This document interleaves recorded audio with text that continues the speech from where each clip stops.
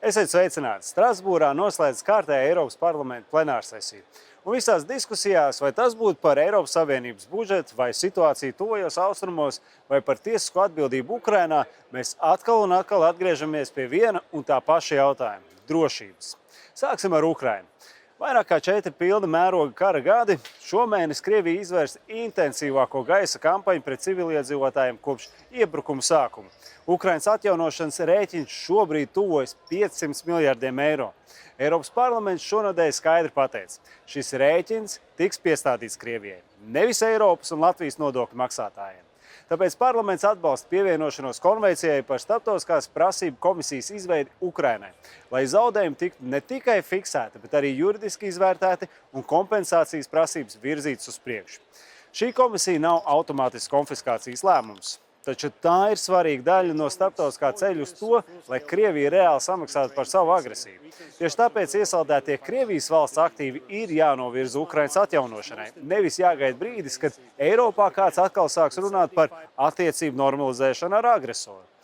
Tālāk par tuvo austrumu krīzi.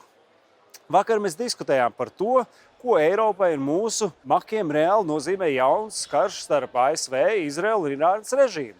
Kopš marta sākuma gāzes cenas Eiropā atkal lēkā, bet minerālu mēslu trūkums pasaules tirgos jau kļūst par globālu problēmu. Notikumi tuvajos austrumos jau atsauc uz mūsu degvielas cenām un atsauksies arī uz pārtikas cenām, ietekmējot arī Latvijas lauksaimnieku nākamā gada ražas. Mūsu atbildēji jābūt konsekventai. Jādažādo mūsu piegādes ķēdes, jāizmanto tās priekšrocības, ko sniedz Eiropas Savienības brīvās tirdzniecības līguma ar valstīm, kas spēj piegādāt tos resursus, kuru piegāde apdraud nestabilitāti tuvajos austrumos. Un visbeidzot, par to, kas mūs sagaida Eiropas budžetā. Mēs balsojam par 2027. gada budžeta vadlīnijām. Ir skaidrs, ka Eiropas budžetam ir jākļūst par drošības un ģeopolitisko instrumentu. Nav nozīmes zaļajiem kursiem un skaistām papīra stratēģijām, ja mēs nespējam fiziski nosargāt savus robežas. 2027. gada budžeta vadlīnijās iekļauta prasība nodrošināt, ka valstīm, kas robežojas ar Krieviju un Baltkrieviju, budžets paredz atbalstu dzeloņstiepu, žogu, infrastruktūras un loģistikas spēju finansēšanai. Austrum flanga, tostarp Latgales un Latvijas robežas aizsardzība nevar gulties tikai uz mūsu valsts budžeta pleciem. Tā ir Eiropas ārējā robeža, kuras sargāšana ir Eiropas kopējā atbildība. Tāpat arī uzsvērta godīga attieksme pret zemniekiem frontes līnijas dalībvalstīs, tajās, kuras robežojas ar Ukrainu, Krieviju un vai Baltkrieviju.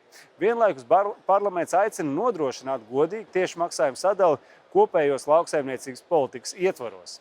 Tāpat arī parlaments ir sagatavojis savu pozīciju sarunām ar padomu par Eiropas Savienības nākamo daudzgada budžetu no 2028. gada līdz 2036. gadam. Mēs prasām palielināt budžetu par 10%, kas ir aptuveni par 200 miljardiem eiro, lai reāli varētu finansēt tās prioritātes, kuras paši esam deklarējuši – drošību, aizsardzību un mūsu ekonomikas konkurētspēju. Runa nav par birokrātijas audzēšanu. Nauda nav paredzēta ierēģiem vai aģentūrām. Tas ir par rīcības spēju un to, ko vēlas eiropieši. 73% vēlas lielāks ieguldījums drošībā un Eiropas spējās tikt galā ar krīzēm.